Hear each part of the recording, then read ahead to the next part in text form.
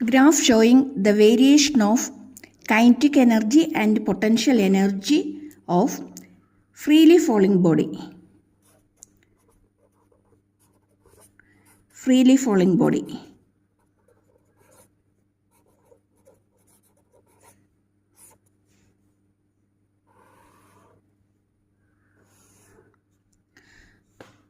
Total energy എപ്പോഴും conserved ആയിരിക്കും.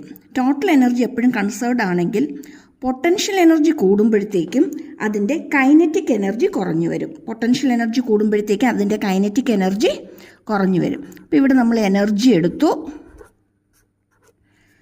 ഇവിടെ നമ്മൾ ഹൈറ്റ് എടുത്തു.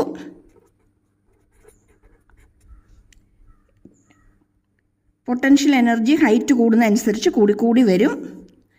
അങ്ങനെയാണെങ്കിൽ അതിന് കറസ്പോണ്ടിങ് ആയിട്ട് ഇത് പൊട്ടൻഷ്യൽ എനർജി, അതിന് കറസ്പോണ്ടിങ് ആയിട്ട് കൈനറ്റിക് എനർജി എന്ത് ചെയ്തുകൊണ്ടിരിക്കും? കുറഞ്ഞു വന്നുകൊണ്ടേയിരിക്കും. കൈനറ്റിക് എനർജിയുടെ വാല്യൂ കുറഞ്ഞു വരും. എന്ന് വെച്ചാൽ ടോട്ടൽ എനർജി എപ്പോഴും എന്തായിരിക്കും? സെയിം ആയിരിക്കും. ടോട്ടൽ എനർജി നമ്മൾ എടുത്തു കഴിഞ്ഞാൽ അതെപ്പോഴും സെയിം ആയിരിക്കും. ടോട്ടൽ എനർജി എന്ന് പറയുന്നത് PE + KEക്ക് ഈക്വൽ ആയിരിക്കും. ടോട്ടൽ എനർജി എന്ന് പറയുന്നത് PE + KEക്ക് ഈക്വൽ ആയിരിക്കും. ഓക്കെ ആണോ?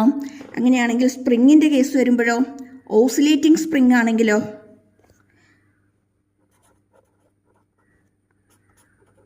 Oscillating spring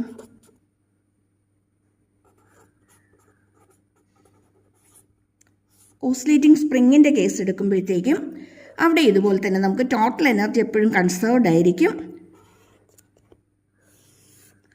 position,